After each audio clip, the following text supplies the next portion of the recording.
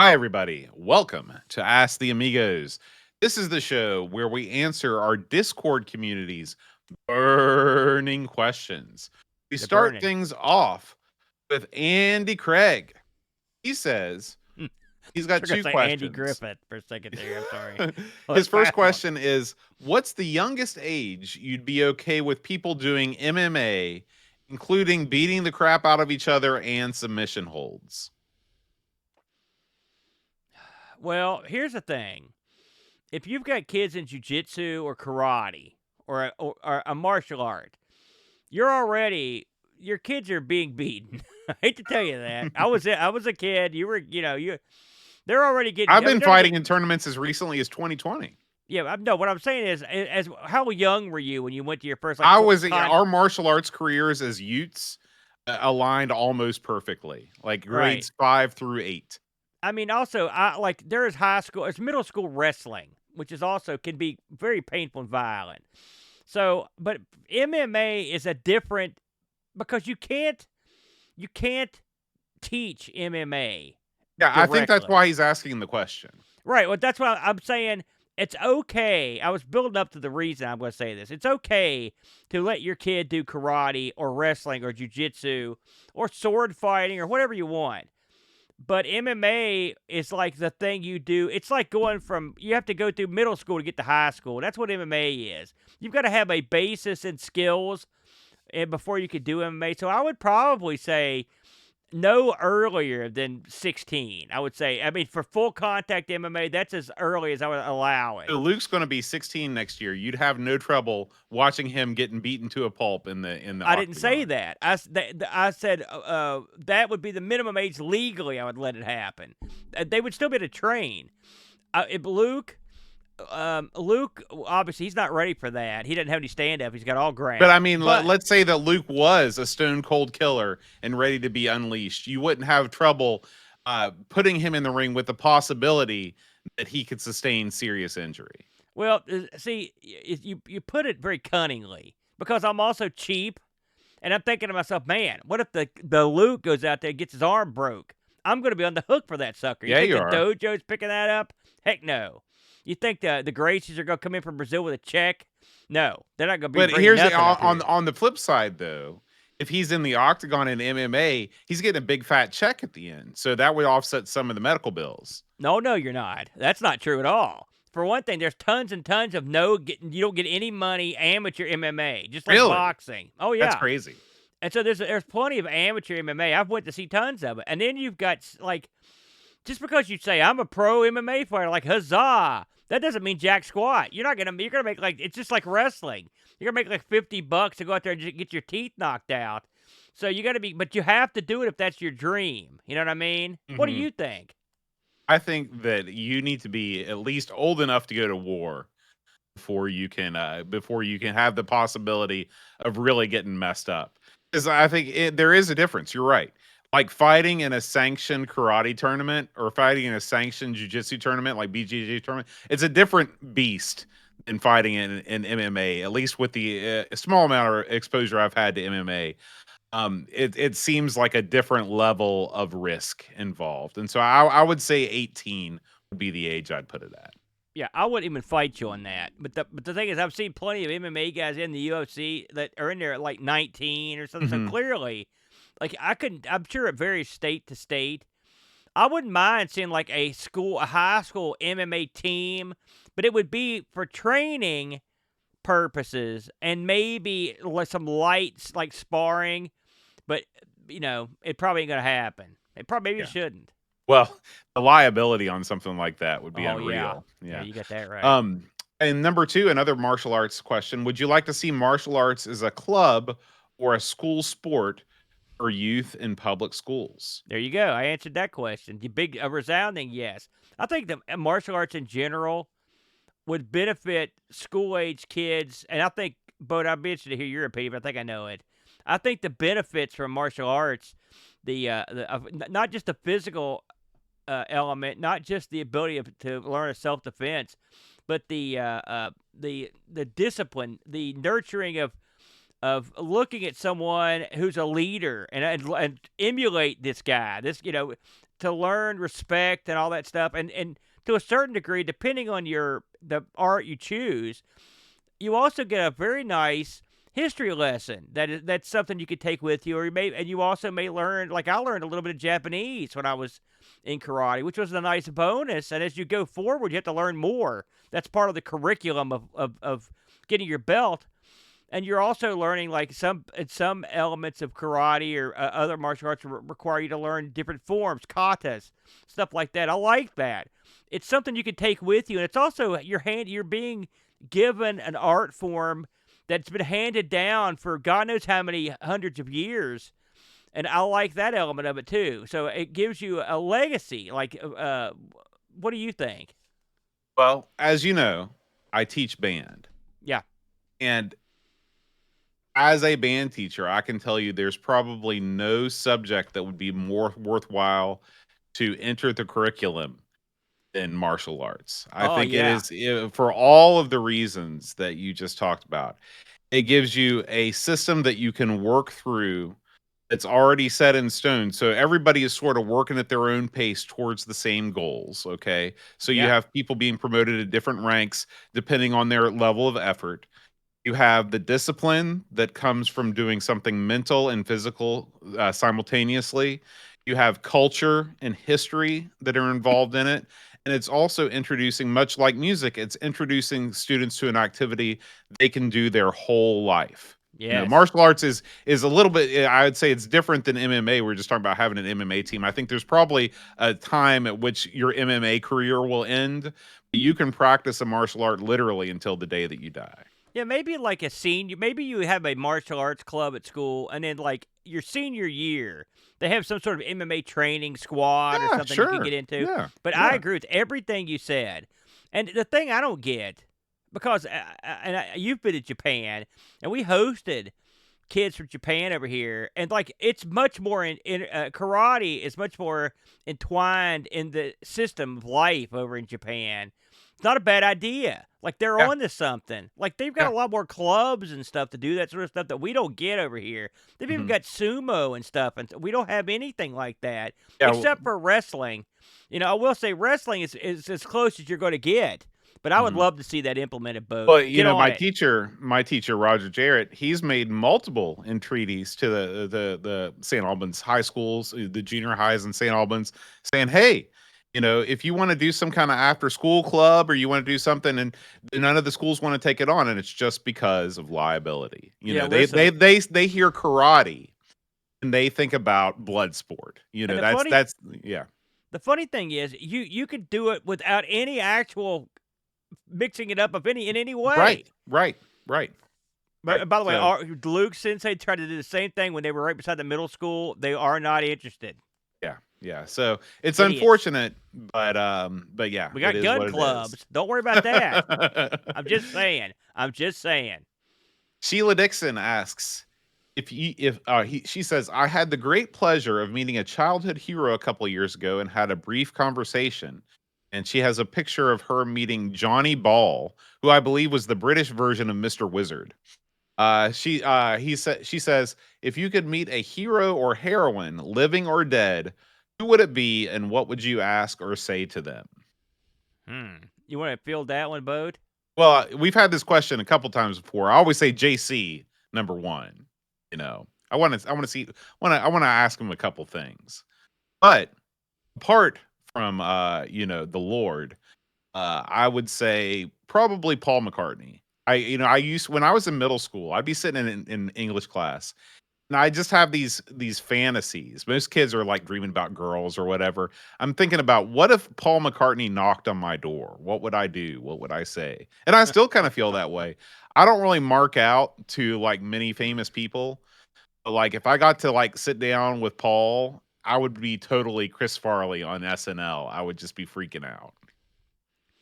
Um, I know. I think the last time we got this question, I would. I was. In fact, I'll be probably gonna say thing I said last time, but I'd love to meet Houdini. I've always been into Yeah, that that would be guy. great. That'd be great. There's plenty of also. There's some Romans that I would like to meet as well. Caesar Augustus comes to mind. A couple other there, and some of the more obscure emperors that I would just like to go like, what were you thinking when you did this? I'd like to meet the guy that purchased the emperorship and had it for like about 10 hours. He like that. I'd like to ask him what he thought, how he was gonna pull that off. But that'd be just a brief question. If I was gonna sit down with somebody, it'd be like Houdini. Yeah. Did Houdini never had it? Like he never wrote an autobiography, did he? I don't think he wrote an autobiography. You got to think he died like without knowing it was coming. He Right. got Yeah. It wasn't like he was yeah, preparing for the end. So, but but yeah, it would he be would fun be to a talk great to him. person to talk to for Yeah. sure. Graham Vebke asks, he's thinking of interactive fiction, okay, titles, and he has a couple questions for us about interactive fiction. All Uh, right. this is the like sort of type in adventure games. Yeah, He text says, games. yeah, text games. He says, I assume it probably was not the Amiga. So, what was your computer of choice for playing interactive fiction games back in the day? You want to take that one first, Aaron? Oh, it was the Coco. There's no doubt about that. I'll be honest with you. I wrote as much interactive fiction on the Coco as I did play it. Because it's funny that I never, even when it was in vogue, I never got into it. I guess I'm a graphics jerk. But so when they had the adventures that had a graphical element you could look at, I was much more into those. And the Coco had, and they're just the same thing with just a picture at the top. Stuff like Dallas Quest. But I love those because it gave me something to go about. Maybe I don't have a good imagination, but I did like writing them, and that was a lot of fun. And I wrote. I mean, they all sucked, but I wrote ones about samurais and ones about be it like ripped off Star Trek. All the crap a kid my age would have done back in the day. But in terms of playing them, I only played we played one for ARG two for ARG a couple years ago that was really I got a real hardcore lesson in how far they came after I had skipped out. Hmm. But I played Zork when it was out. Well, I played. don't answer that because that question's coming up later. Oh, Just okay. asking about your Coco, computer of choice, Coco. Yeah. Coco. For me, it was the Atari 8-bit, the only computer I ever did any sort of interactive fiction on, probably up until this day. Other if you don't count the games that we played for Amigos. All right, Oh, number yeah. 2. Which interactive fiction games do you remember liking or replaying the most? Now you can answer, Aaron. Okay. Trek Bower. I played that one a lot on the It sounds dumb. Coco. Listen. Don't make me come over there and smite thee mightily with my staff. I also liked, no, it was good. Also, this company made a ton of these things for the Coco, but we played a ton of Dallas Quest, so that one would be on the list. There's one called Black Sanctum. We played that. That was a cool game.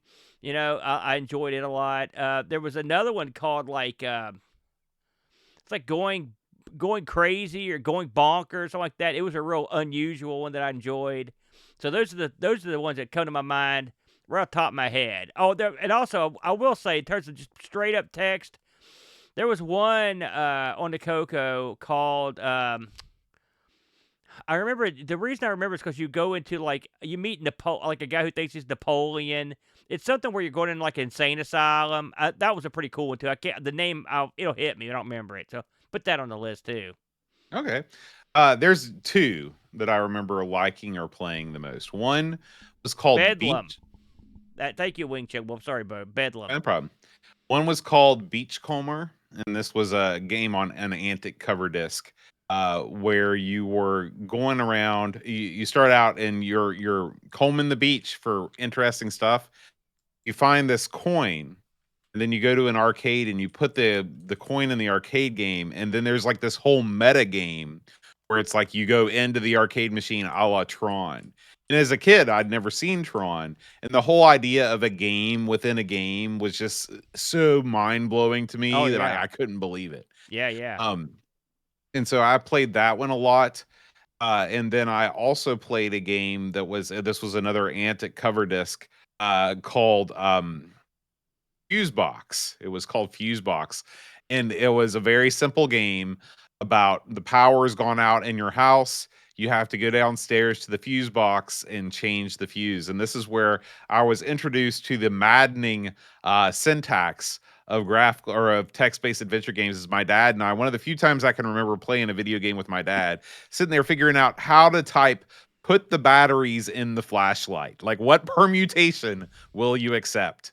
And so those two games, Beachcomber and Fusebox, both Antic cover disc games. I never played any of the big ones. I never played Hitchhiker's Guide or Zork or anything like that. Because by the time I found out about those, much like yourself, I am not going to be going out of my way to play interactive fiction games. They just don't do it for me. You reminded me, Infocom had a game. I know I've mentioned this on the show before because I had some cool feelies in it, but they had a game where you play a private detective.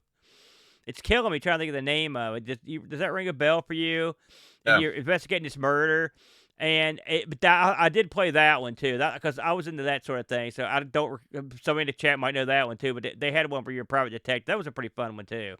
Yeah, I was always so jealous of, I would see screenshots of games like Mystery House or anything that had a photo that accompanied the text, and I was so jealous because it seems like we never got those on the Atari 8-bit, or at least I didn't have any games that were like The that. photo helped. I can tell you that Yeah. right now.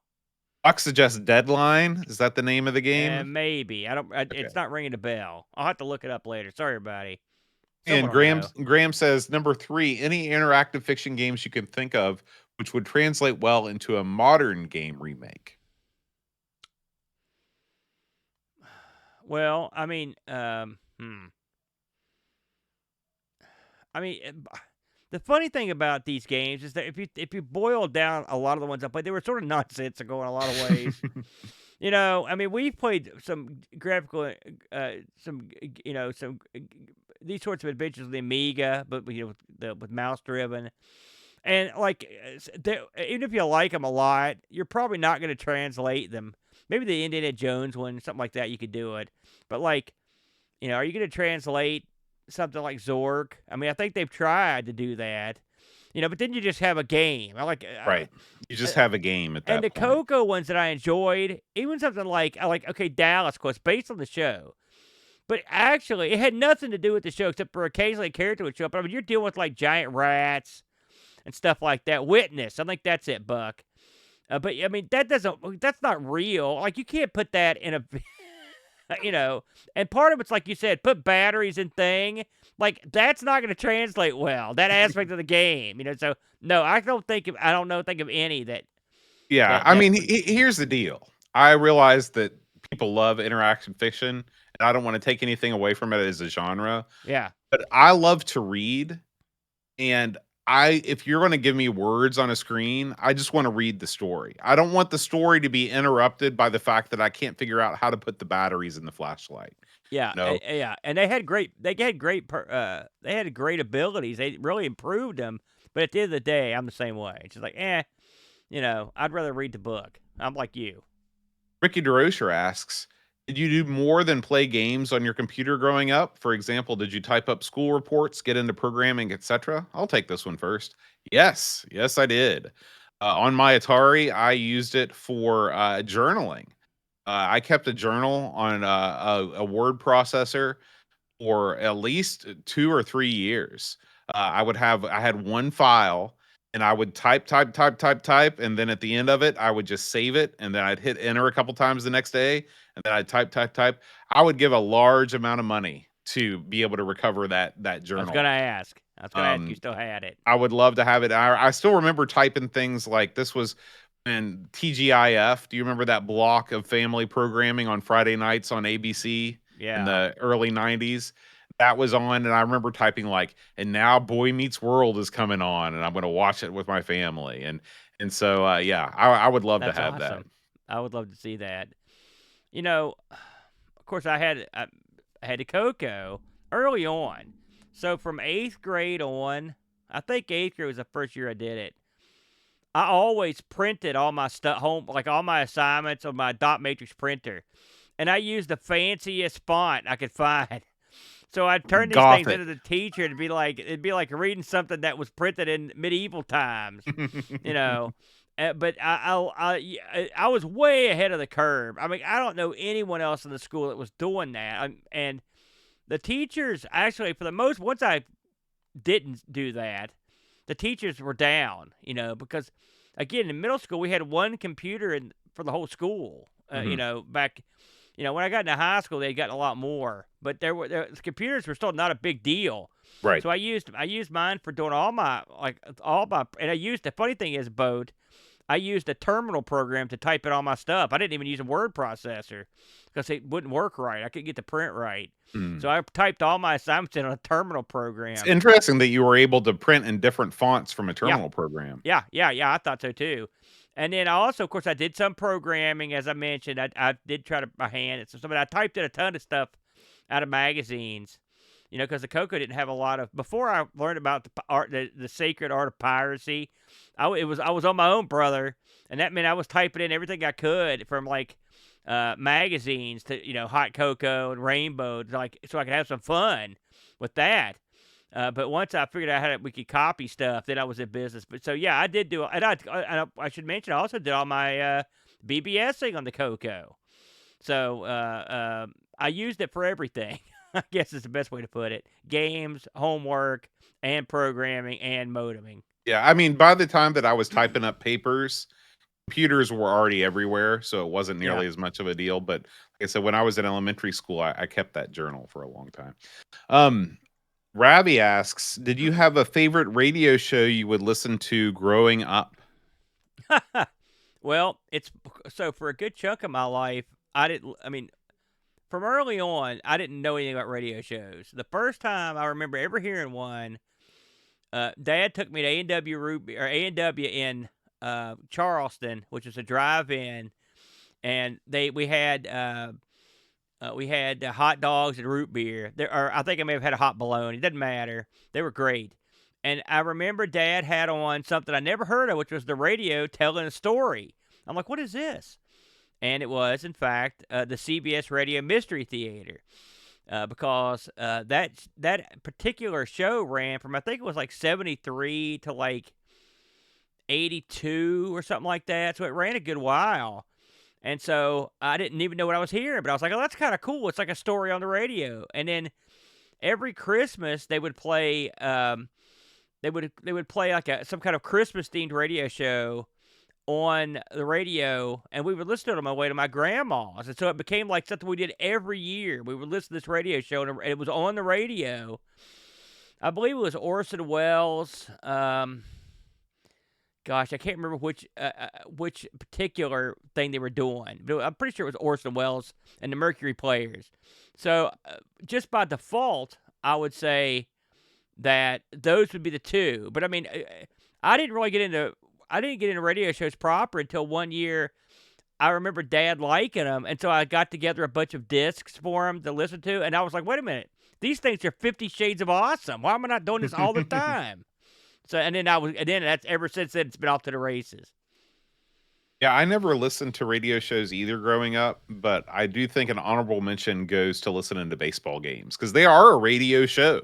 Yeah. And there is nothing better for me when I was a kid because I think I've talked about how scared I used to get at night. Really, I was scared most of my day, but at nighttime I'd be scared trying to go to sleep. And listening to Joe Nuxall and Marty Brenneman talking, and then after the game, like the game would end, but you wouldn't be sad because they're like, and now we're going to go over to the Pete Rose Cafe for the post game show, and you knew you'd have another half hour listening to them. Like it was just so comforting have that AM glow audio like that, the sort of fuzzy. So I used to listen to just baseball all the time on the radio. I'm so glad you brought that up. I'll listen to Joe and Marty. They were around forever, as you know. And of course, Marty, I think, still around, but Joe passed away long ago. But you're right. They were great. They were a great team. And so I've been watching the World Series. It's going on right now.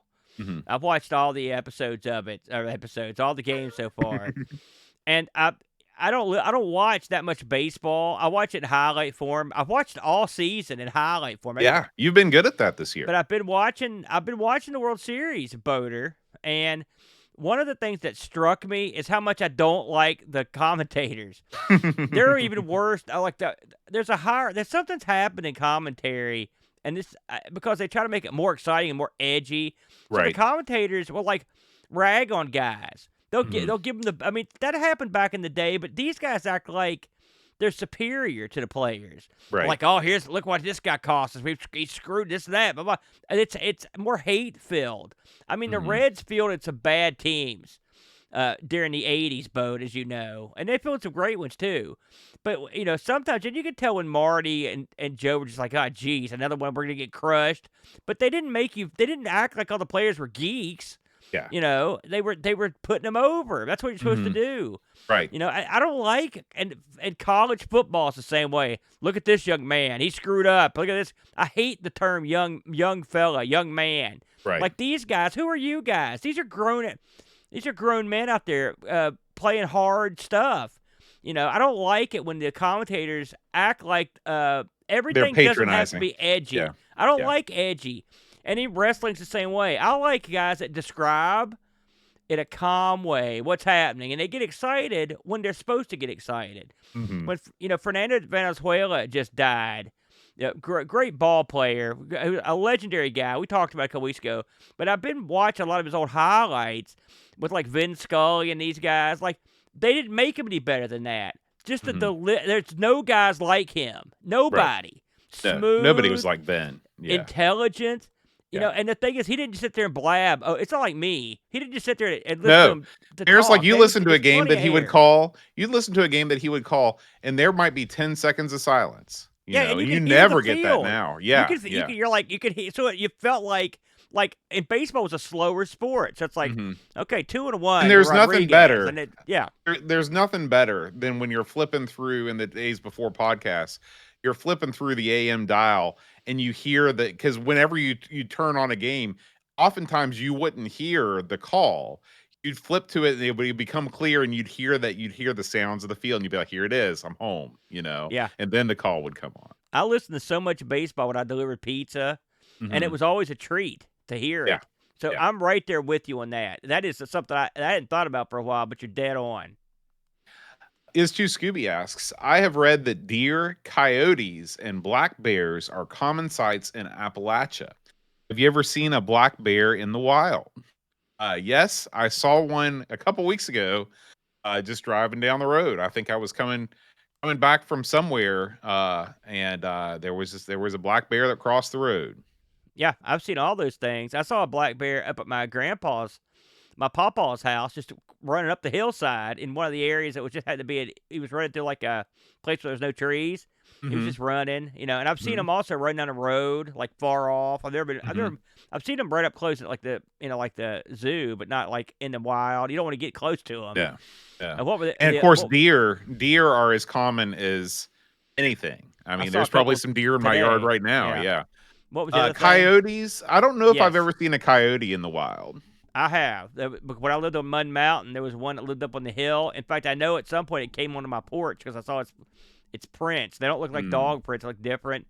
And so I took a picture to look them up. But yeah, I saw deer today when I was out in the sticks. They're everywhere. They're everywhere. Yeah. Scoob's second question is, do you like pepperoni rolls? Are you kidding me? Is the Pope Catholic? We love pepperoni rolls. I love them. The boy loves them. Everyone loves them. If you don't love them in this state, get out.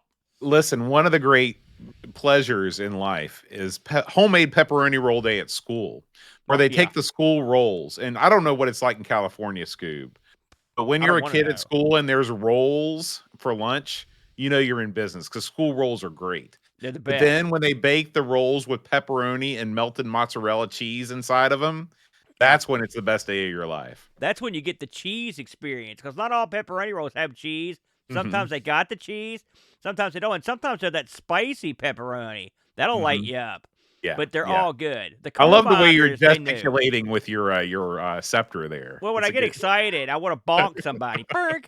But I'm telling you, pepperoni rolls, man, we get out of that fireside grill, Oh yeah, yeah. and we just get the appetizer for our meal. Putnam County pepperoni rolls, light them up, grease them down, stick them in my mouth. They're good eating. That's good eating. Yeah. Number 3, Scoob's last question. Have you ever held coal in your hand? Yeah, tons of it. There's coal laying around.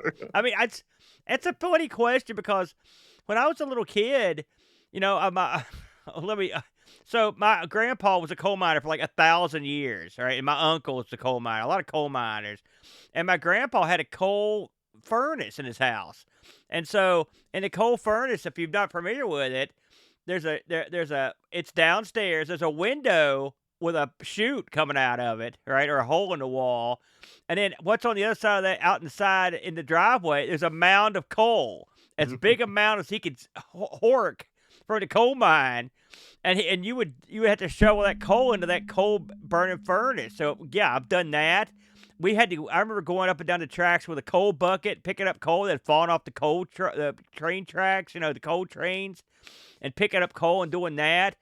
I remember that told you that story about my uncle put me on that motorbike. That was on top of a huge pile of coal because in front of my papa worked for the coal company. So in front of his house, there was this like common area with a bunch of houses around it and just this big empty spot beside the tracks. They would store excess coal there. So there used to be these huge mounds of coal. Remember right there.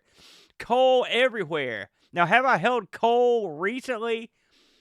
I have because I was at a place that has coal, but I mean, it's not like the old days. Coal, I mean, you could if you wanted to hold some, you could absolutely hold it, but it's not as prevalent. You don't see as much of it laying around as you used to. What about you, Yeah. Boat? I've definitely held coal at various points in my life. Two occasions come to mind. One was when we went to the old Beckley exhibition mine Yeah, down oh, there on the yeah. school trip. Well, yeah, Gotta that's a go cool there. trip. Yeah. You didn't like And that? no, I loved it. I Oh, loved yeah. going down there. Yeah. Yeah. And then the second one was we went on the West Virginia trip in 7th grade, and we What a stopped lame by. trip. Yeah, it was. You're So there. we went to Seneca Rocks and Cass Scenic Oh. Railroad, and Oh, yeah, it was that's like nice. a 4-day excursion all across Yeah. the state. And I went to some tourist place, and they had a piece of coal, and the state seal was carved into the piece of coal, and I bought that as a souvenir. I Oh, probably still yeah. have it somewhere. It's funny, TSI Matt says he's got a piece of coal just laying around the house somewhere. That's the You way know, we do it in West Virginia. if you go to if you stop at any like rest area that's got a store or any place that has any touristy crap, as sure as God made little green apples, you're gonna find sculptures of coal, like boats, and you're gonna find coal miners carved in coal. There's a huge, I believe it's at the cultural store. There's a huge like chunk of coal just It's sitting just a big there. trunk of It's a coal. big Yeah. like 50-ton, megaton thing of coal. It's inside the cultural center. Don't believe the hype. We did not run out of coal. We've got tons of coal. It's funny. I was talking to the old man. My dad worked at John Amos, the Mhm. coal burning power plant, and they bring in. They've got a train track that runs through the plant, and the trains come in all the time, and they're full of coal, and then the whole train track lifts them up and just dumps out the coal. You know, like it picks up the whole train. That's So I was crazy. asking Dad, I'm like, how many trains a day did you go through? He was like, probably in a day, like 500. I was like, holy cow. So 500. He's like, they're always burning coal. We need tons of coal. So we've got tons of coal. If you ever need to touch coal, we'll set you up. That's right. Come to Boat Fest. Touch What a some great, coal. what a great question that is. That's so cute. PSI Matt asks, as an addendum to Scoob's question about various wildlife, have you ever hit any of them with a car? Yes. Oh, God, yes. So I've hit. Me and Tree were going to the haunted elementary school, Oh and man. I hit a deer jumped out and hit me. It ran into me while I was stopped. I was like, ah, and then it just ran off. And then one time on my way back from West Virginia, going back to Lexington, a deer was dead already, but it was laying in the road. So I've told you this story. I ran right over him. I couldn't swerve. And then I started hearing this dragging noise, like on the car. I'm like, oh man, I'm dragging this deer carcass 100 miles. And I was not going to stop the car. So I drove all the way home. I went inside. I went to bed. And then the next day, I'm like, I got to look. And so I got another car. And thank God, just a chunk of plastic had broken off and was just dragging. There was no deer. You never see a sucker so relieved. I'm like, oh man. But yeah, I've you're gonna I've hit been crap all the time. I've been lucky. I've never hit a deer. I've never hit anything larger than a squirrel. I don't think so. Oh. Fingers crossed You know, that how many streak people do you know continues. that have totaled their car? I remember, Tons. Almost and everybody I know. and Yeah. people get killed all the time, like Yeah. and their car mangled because I mean, deer. I don't know what you know. They're not like slight elven creatures. They're like bulky, muscular They're killers all of muscle. cars. Yeah. Yeah. And Yeah. they'll do you, especially if you hit Mhm. a buck, a big. I mean, if you hit like a little baby, you're gonna be fine. Your car probably be okay. But if you hit a big old buck, Oh, you're yeah. screwed. You're Especially if he done. comes in through the windshield, starts rocking his Oh rack man. around, you Oh know? listen, you don't want to get racked, brother. Uh-oh. That's No. that's not a good way to go. And gored. They'll be goring Yeah. as well. No The good. double rack gore combo. Man, the double. David Hearn Ryder asks, back in the day, was there a time when a floppy disk let you down? Oh yeah. The old kickstart disc. The old A1000. I had one kickstart disc. I didn't know how to copy discs. So when I got the machine, I got the one that came with it, And so That's not the disk you want to let you down. no, that's the worst one. And so when I used it often because you had to, and I remember it got to the point where I put it in and it may or may not work. And now it's like, no. Because let me tell you something. If you get an Amiga 1000, a stock one, and you've got no kickstart disc, you've got a very expensive, very cool looking paperweight, brother, because Yeah. it can't do jack squat. So eventually, I think it was our good buddy Larry over here set me up with some. Like he showed me how to copy discs. I mean, didn't know what I was doing. I just bought the thing, and then I was on my way. But yeah, early on, the Kickstarter disc screwed me many times. I have a big box of Amiga discs, and I went through them all, and most of them don't play, but I don't know if it's because the discs are not good or if my drive was bad, because I'm pretty sure my drive was bad. So at some point, Mr. Warnes says that he's going to take a look at my A1000 drive Yeah. and see if he can fix it. Is So this in your Ultra A1000? this is in the I Ultra mean, you never need that A1000. drive, do you, for No, anything? no, no. And You're so just a completionist. it would just be great to have it in there just to have it. And You've so, become Doug. It's amazing. well, I don't know if I'd go that far. But I want to have, I want to have the ultimate A1000. I don't think it's too much to I ask. think I'm you're already well on your 90% of the way. way there. Yeah. What I So- suggest is cut a few holes in it and paint that sucker. Then that's you're in. right. Jet black Speed with holes. like shoe polish. Yeah. Number 2 asks David Hearnrider. He says, "What's been the most satisfying thing about your job this year?" Huh. Go, Bo. You get enormous satisfaction from your work. Why don't you field that one? There's been a couple things. We've had some firsts this year. This is the first time we've ever marched in a parade. And just watching the kids, like their faces light up as they march in a parade with all the high school bands. That was a big deal with the That won't uniforms last. and everything. Well, when you only do one a year, it does. Yeah, that's the way you do it. Why couldn't I be in that band? And then the other thing was we just had our first ever Halloween concert.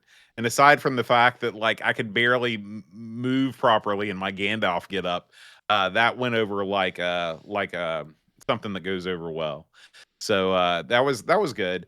So yeah, a couple things this year. And of course, just anytime I can make it through like football season without any kid doing anything really stupid is a win. Yeah, very good. I'm always happy when we listen, my job is gratifying because it's not super difficult and it is doing something important, which is putting people that drink too much, that get behind the wheel, in the joint.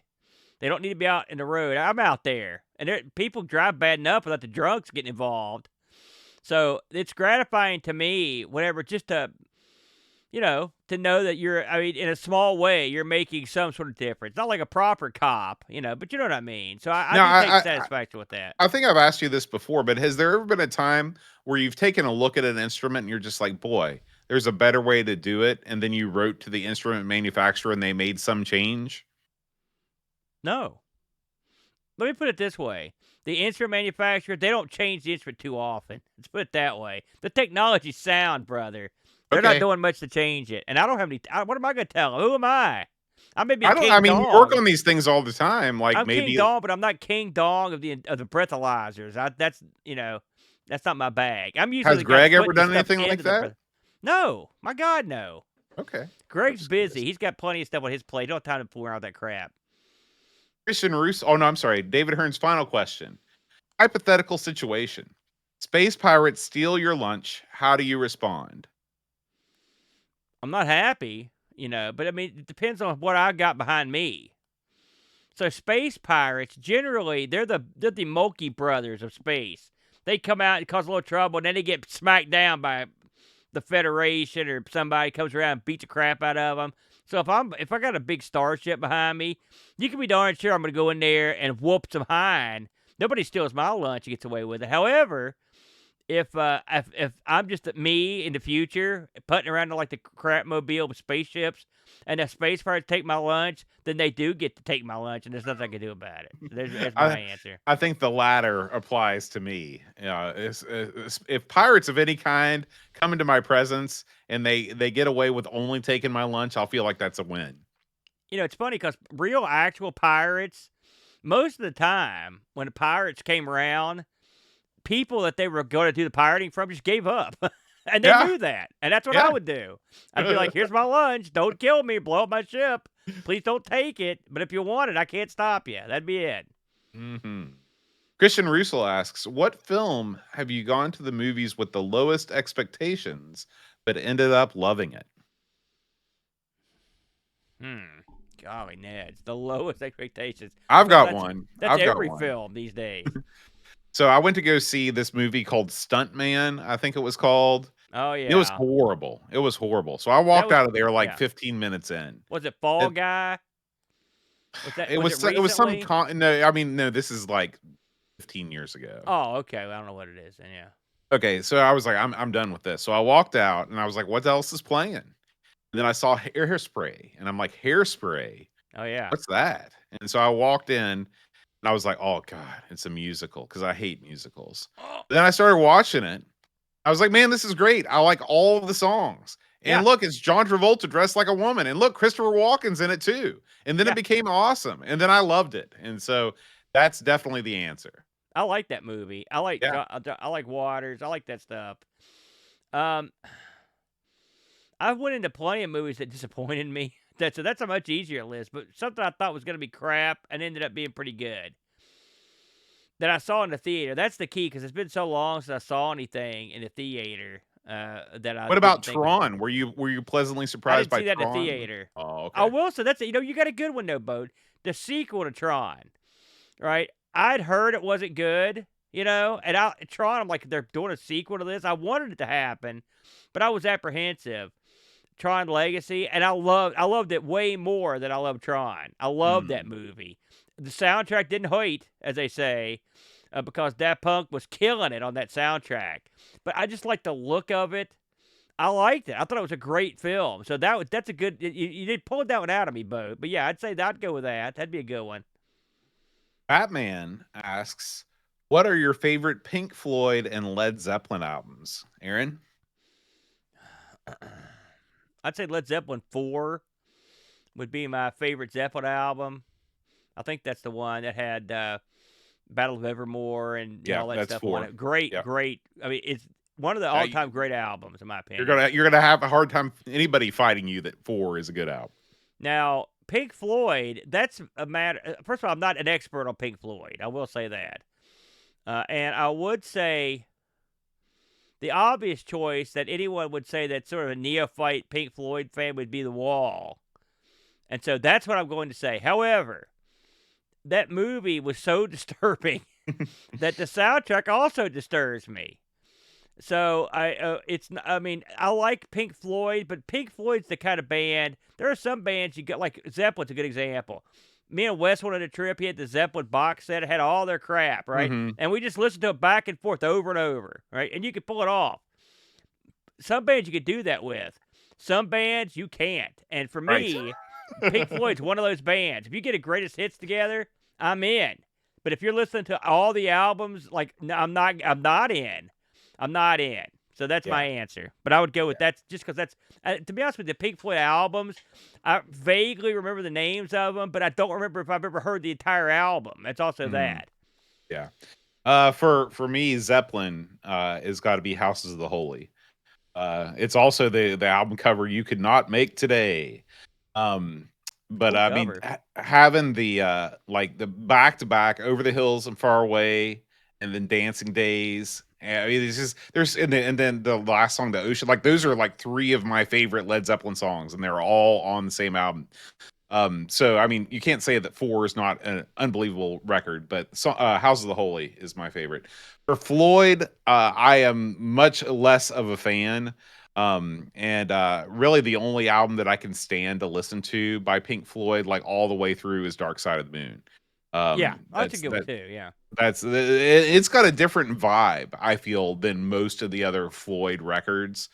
All is just it takes forever because it's two CDs, and it's really more of a Roger Waters like ego project than anything else. But I love Dark Side of the Moon, and it's especially amazing in the surround sound setup I've got down here in the basement.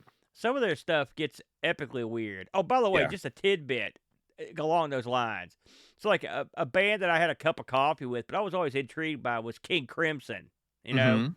Mhm. so I'm fooling around on Facebook the other day. My buddy's like, "Hey, here we are, me and my daughter in Cincinnati. We're getting ready to see King Crimson." I was like, "Are you kidding me? Those suckers are Wow. still touring!" And it was That's like interesting. Adrian Belew, and it was almost the whole band. I was like, Hmm. "Holy smokes!"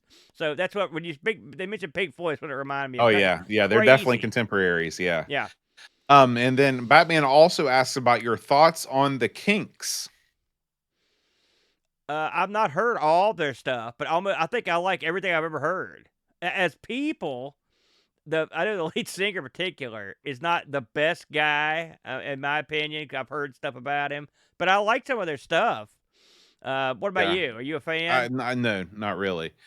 They're one of these bands that they always. I get the feeling that they feel like they're much more clever than they actually are.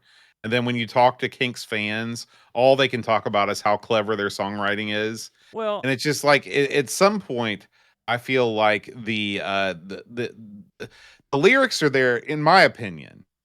The lyrics are there to serve the music, not the other way around. And when you get, it's sort of like Dylan, Dylan's not going to win any awards for like writing great melodies, but he's got these really poetic lyrics that people love. But I hate Bob Dylan.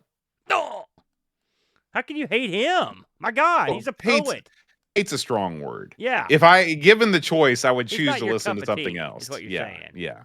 You know, you know, one thing some of these bands, it's hard to separate the people in the band from. I've learned a lot more about. I listen to a lot of shows now that talk about like what bands were like in real life and stuff. Hmm. So I'm starting to have trouble separating the band from the people in the band, and you've got to because some of the people in these bands were like the scummiest of bags, you know. Yeah, the Kinks, they're okay. I think they were. I mean, if you think about what you said, they were. You got to think when they came out and put their songs out, like they had some clever stuff. But I mean, well, it wasn't what I would call like, or it's a lot. It's not like people are clamoring for the Kinks today. I guess it did stand the test of time for the most part. Yeah. Bajako 6502 asks, Elon Musk is breaking out the wallet again. He wants to buy Amigos Retro Gaming, the website, the shows, the Discord server, everything, and he wants to rename it to Z.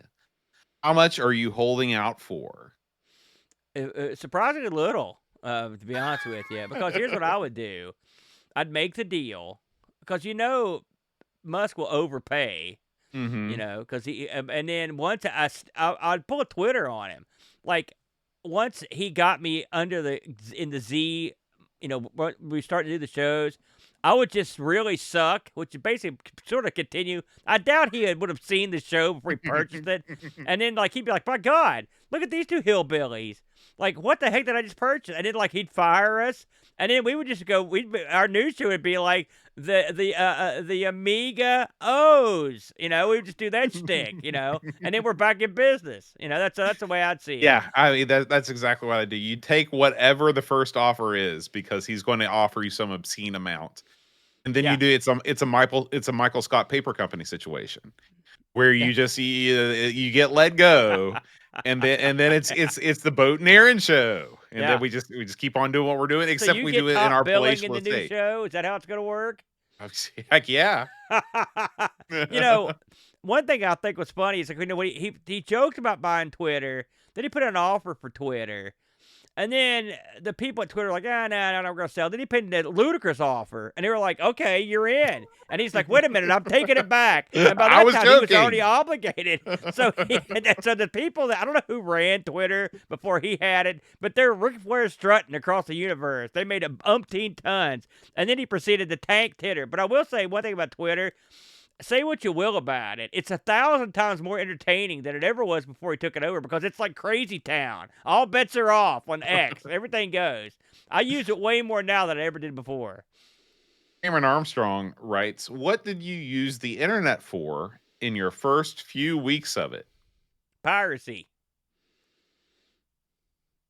Really? That was the first. That was the first thing you were like, "Man, internet, Well, it's here. Let me I was a lot download some like stuff." Flack. If you ever listen to Flack talk about this with BBS, he was going to the internet to get stuff to stock his BBS. That's what he thought the internet was good for, is to quickly download tons of software. In my mind, I was like, okay, I'm going to get software. I'm going to pirate software for the PC, which is what I had back in the day. And there was plenty of it out there.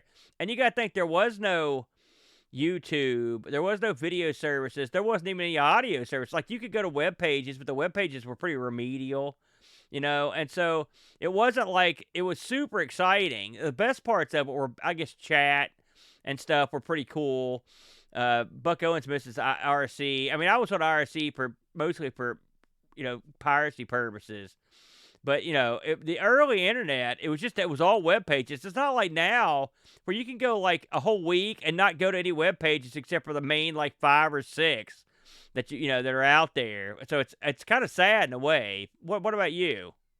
Well, I was part of the wave of people that first got online with America Online.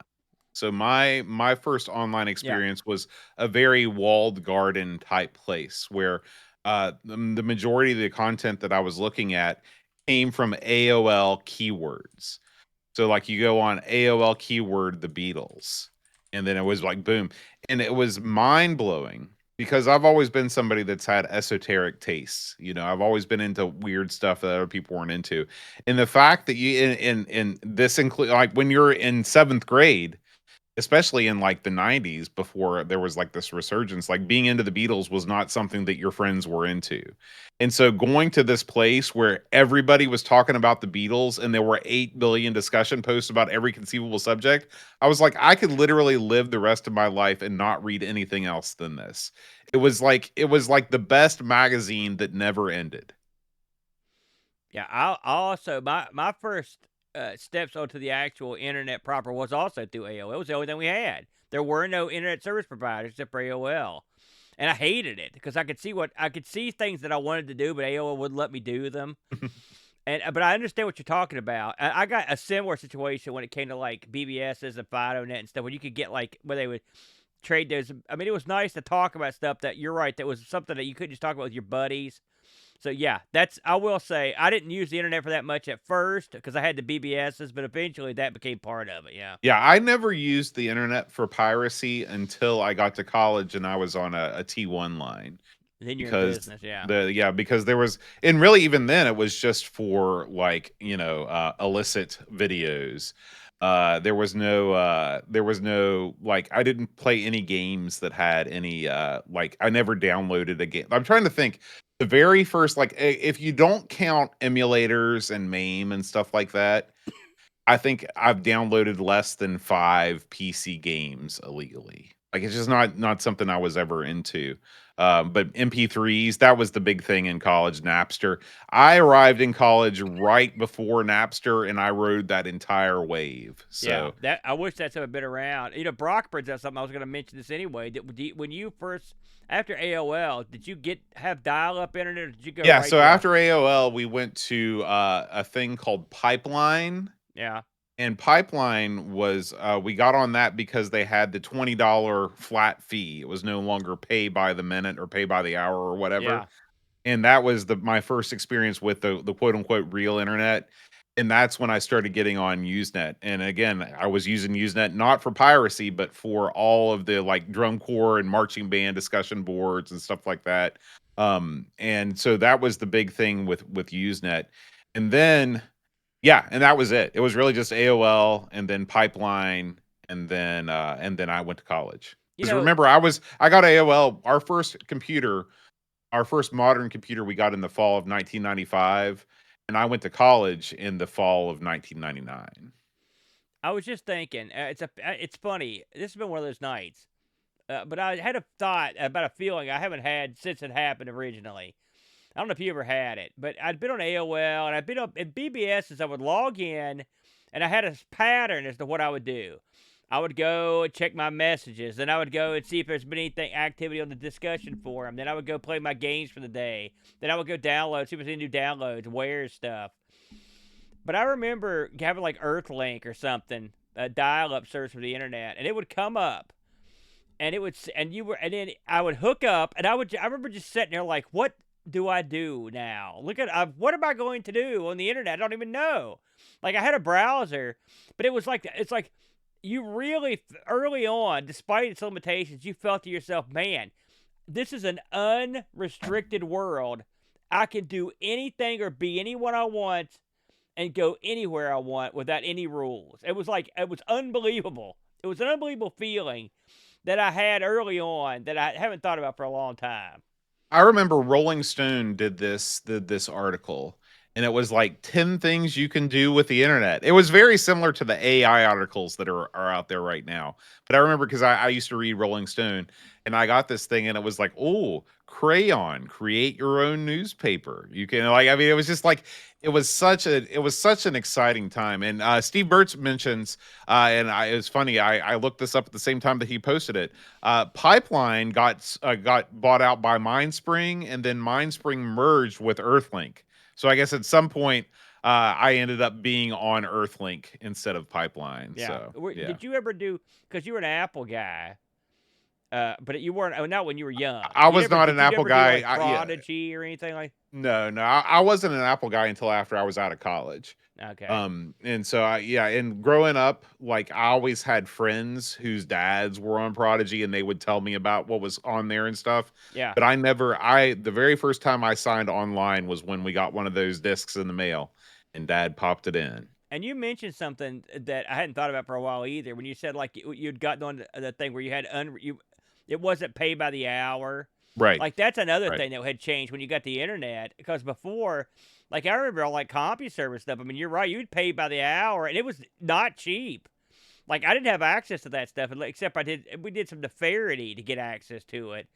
But I mean, it changed the way you worked online because you were like, I gotta go. Everything was a sprint, and that really was restrictive as heck. And the fact that they thought that was going to be the path forward, I always think to myself, this right here, if you wanted to make sure the internet didn't take off, charge by the hour. That would make sure that'd kill that dead. Yeah, yeah. Let's see. Ravi asks, did you ever have stilts, and can you walk with them? I've never owned stilts. I have fooled with stilts, and Tell no. us about your experience fooling with stilts. Oh, jeez. I don't remember who I knew that had stilts. But they did. You ever seen those shoes that have some big springs on the bottom? They had some of those too. Yeah. I've tried those Moon too. shoes. The stilts. The problem is you have to get up. I couldn't even get up on the stilts Yeah, without yeah, falling yeah. because I'm a I, newsflash tubby doofus. I I couldn't would do it. struggle with that too. It seems like just getting to the point where you could start stilting around would be beyond my abilities. In fact, I don't know anyone that could do it. I mean, even the person that owned the stilts, I don't think I ever saw anybody use them. Hmm. The It's like a moon, unicycle. the moon shoes, yeah, same thing. That I've never tried that. But that's the same thing with the moon shoes. You could get them on, but it's not like you're not Spring Hill It's Jack. not like what you think. Yeah. It's not Yeah. you're Spring Hill jackass is what you are because you're gonna break your ankles is what you're gonna do. I hope you didn't hear me say that. I'll be bouncing over here with his claws out, spewing his green crud on me. But yeah, they're not as fun. Now I did have a pogo stick, and I could go Mhm. to town on that thing. Me After you too. get warmed up. Sometime Yeah. we should get together in Pogo. No, because you ever do that bit with the pogo stick where you're on something like that's real smooth, and you Hmm. get going, and all of a sudden the little thing, the rubber piece at the bottom just doesn't grip, and Yep. it slides up from under you, and you take a back bump on the cement. That's the end of that. I would be dead if I did that now. um, Adam writes, have you ever been hooked on food from some unlikely, unkempt hole in the wall? For example, we have a local mom and pop gas station that makes absolutely delicious, not to mention massive breakfast burritos I crave once a week, much to my wife's chagrin. What about you, Bo? I'll let you start on this one. Um, yeah. I mean, I wouldn't call it unkempt because I think it's a clean place. There's a place in South Charleston called King Kebab, and I go down there sometimes. It's right across from the hospital from Thomas. Get myself a lamb shawarma wrap. That's good eating. I love it. You know, I can think of two places I'll talk about. There was a place it's actually right now, it's where the subway is in Hurricane. Eat a It was pit. it was called Benny's Waffle Iron. I Oh, was there you're going way forever. back. You're going way back on And, well, that. I'm old, and so we used to go there after we'd be out on evening, Hmm. doing stuff. Yeah, I always hear these people. We go in for a kebab or whatever. What we went into was for the Benny's Waffle Iron onion rings. They were outstanding, but that place was what I would consider not that good, to kind of dive-ish. Hmm. But I remember going there, and then another place we would go up at the right across from the park. You know where the liquor store is in that little area, Yeah. across the Yeah. road. Yeah. Beside that used to be a Chinese restaurant, Yeah. and we used to What order was that there. called? It was like China Walk or something like that. Well, we used to get takeout there all the time, but then Hmm. I ran out of money, so I mean I had to go pick up the Chinese, and so that was a big mistake because I went in there and that place was a monumental dump. I mean it was Mm. disgusting, and it reminds me. I went with Matt and Chad. Who, I think TSI Matt was in here. I don't know if he still is, but they love this. They like this Chinese joint that's out where the old Kmart is in Huntington. You know, it's your head or bars was you're heading into Huntington. Yeah. Yeah. And this place was the filthiest dive. And I couldn't believe that the chud would eat here because you know how Yeah, because he's particular he normally is. picky about that kind of I mean, thing. this place was the walls hadn't been they were greased. They hadn't been touched in like 40 years. All the stuff was ancient, and the Hmm. ceiling was caving in. It was all had a bunch of water damage. I'm like, oh my god, you guys are gonna eat this buffet? Like, oh yeah, it's good. It's good eating. I'm like, when a place is too disgusting for me to eat at, you need to go somewhere else, brother. Is Dwight still open in St. Albans? I don't know. No, Because no, that's another Matt. sort of hole in the wall type place. 24 hours. Yeah, I have been No, no, there. no. That's a different place. He's talking No, no. about out by the Kmart. This is the one in Barbersville beside the Kmart, Matt. Yeah, Matt is in here, but yeah, it's a dump. The Dwight's was it's okay, you know. Yeah. You know Mayberry's. It used to be real nice, and then they got new owners, and it went I think they're all downhill. closed now. It is, but I mean that's another place. Like I loved it, but it's sad when a restaurant's real good, and then it takes a Hmm. decided downward turn. Yeah. Yeah. Yeah, at some point, I want to go out to Dwight. Like Brent's talking about Dwight's is an experience at 2 a.m. At some point, I want to go out there, probably not at 2 a.m., I was but gonna say you sometime hit at this. nighttime. There's no way And you're going at 2 there's no a.m. way. And there's no way I'm doing anything at 2 That's a.m. not the boat way. No. Andy Craig asks, are there any bygone businesses you'd spend your money at now if one opened near you? Perhaps a drive-in movie theater or arcade or rental place with movies and video games. All those. I would every single one of those in that order. I would love if they would put a drive-in around here. Do you know how happy that would make me? I would love to run a drive-in. That should be one of our projects, Bode. We Okay. should we should get a piece of chunk of land and put a big screen up and have a drive-in. Now that would be fun, and I'd show a bunch of cheesy old movies. But I love all those things. It's funny what you miss when it's gone. I used to ridicule Comp USA when I lived in Lexington 'cause it was so pricey. But I would kill for something like that now because you can't buy anything. Same thing with like a Radio Shack. Like I stopped going there because it got crappy. But like when you need electronic parts, you're boned. You have to order everything. So I miss Mhm. both those. Just because you just in West Virginia, once it's gone, you're boned. It ain't ever coming back. Yeah. And so wherever you got there before they were gone, even the Chinese place I talked about that was filthy and Hurricane, we don't got a Chinese place here now that delivers like they did. Like Mhm. it's not the same. I want one. How can we not have that boat? Figure I don't understand. It is interesting that we don't have a Chinese. I guess we're really DoorDash. You could get DoorDash from Taste of Asia. I ain't That's doing probably the that. closest I'm thing. not Yeah. made of cash. I'm not the king of money, boat. Yeah, I would love it would nothing would make me happier is if I was driving down 817, getting to St. Albans, and all of a sudden I see the 84 lumber has reconverted itself back to the drive-in movie Yeah. theater that used to be there. Do you remember the one that was right beside the interstate on 29th Street in Huntington?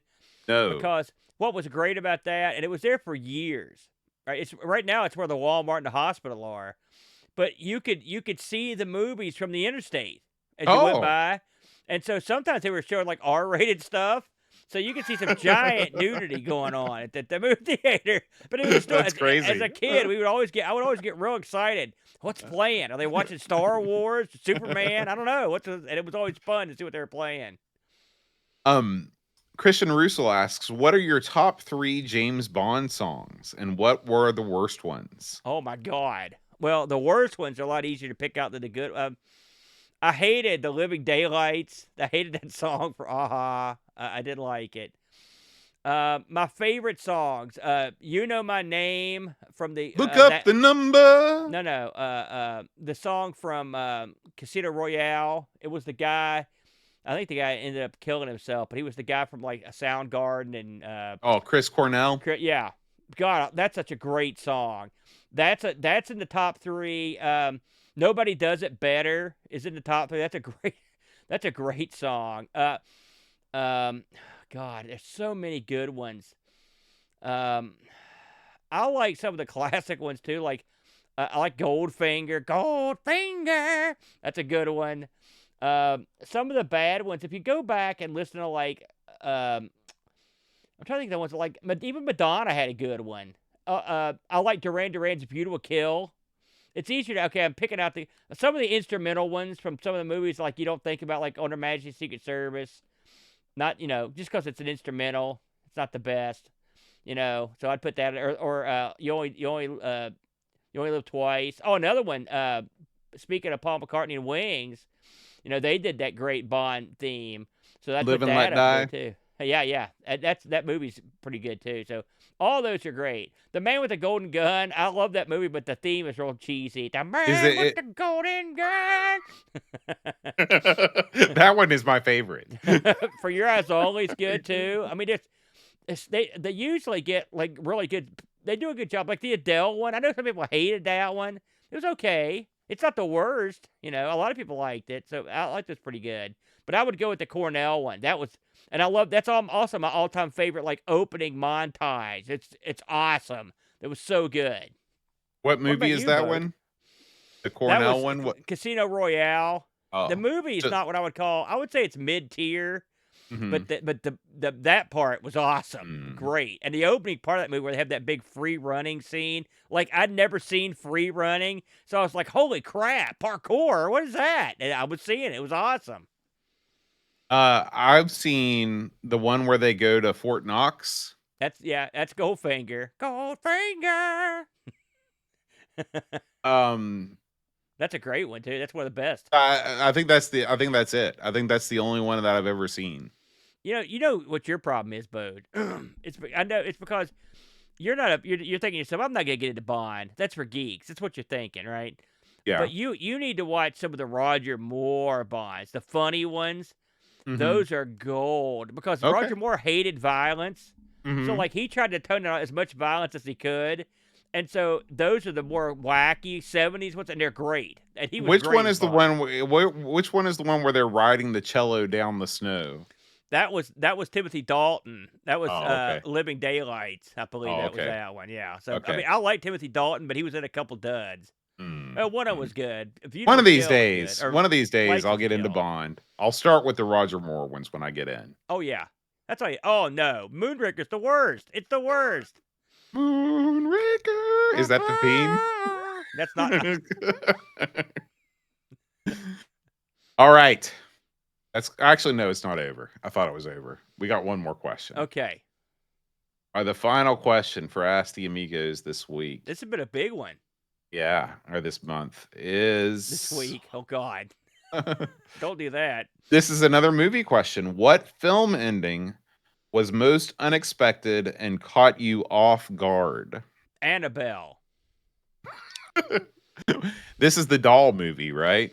Oh, I mean, I've got two answers. So that's the Okay. first one because it ended so stupidly that I didn't think anyone could be that stupid. Like it was the stupidest film, I hated that movie, and the ending, it didn't even have an ending, it just stopped. It's like they just stopped filming. And we're done. We're walking away. But I'll say the movie that surprised me the most, one of them, would be Fight Club. I gotta say, I did not see that ending coming. What I did happens not. at the end? They blow up most of the city. I was Oh, like, wow. wow. That's crazy. It was. You have to, and the thing is, I hope I didn't spoil it for anybody, but like, if you watch Fight Club, it's an odd film. It's hard to follow, and it's you don't even think about that aspect of it till the end, like the whole blowing stuff up, and then so when it happens, you're just like, huh. So it's like, wow, I couldn't believe that. So I'd put that on the list. What about you? I don't know that I don't watch many movies of suspense. And so I can't think of any movie that I've ever seen that's had like a twist ending that I didn't expect. Can you think of any movies I've seen that have a twist ending? I'll tell you one that you might want, maybe you saw and this is gonna sound old school, but it blew my mind. Was the ending of The Empire Strikes Back? Holy crap! They cut Oh off yeah. Luke's hand. They Yeah. froze Han. I was like, what? What the heck happened? I was stunned at that. Yeah, since I didn't watch those movies until I was older, it lost some of its, That's and a lot of times when I watch movies that have twist endings, they disturb me, and I don't like to watch those kind of movies. Like I feel weird afterwards. Buck Owens picked one here. This is an obscure one. I'm gonna give Buck credit on this one. Dirty Mary, Crazy Larry has the craziest ending. I'm gonna spoil it. But Okay. this chick gets kidnapped with these two guys. They like rob the bank or they rob something, and she ends up saying, "Screw it, I'm gonna hook up with you. I'm in with this guy." And so at the end, they've missed cops put on their butts the entire movie. It's like he relentlessly, and finally, they have finally gotten away from this guy. I mean, he was in a chopper. They rode his car. They made the Duke boys look like old granny going to church. These guys are nuts. And finally, at the end of the movie, they're free. They're like getting ready to celebrate, but they at the very end of the movie they get hit by a train. The whole car gets destroyed. That's the end of the movie. They all get killed by this train. Comes out of nowhere. That one shocked the crap I out of take it me. back.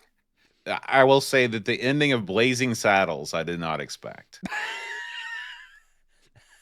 Yeah, that's another one. Yeah, I yeah. will say, also, and by the way, R.I.P. Also, to the Terry end of Garr. Gremlins 2 I did not expect. Oh yeah, but what about the scene in Young Frankenstein where the monster gets up and dances? Did you expect That that? oh yeah, but that wasn't the ending. But yeah, that was also You unexpected. gotta admit that was shocking. I was like, yeah, that's the best part of the movie. that was great, and God bless Terry Garr. I love that woman. Yeah, R.I.P.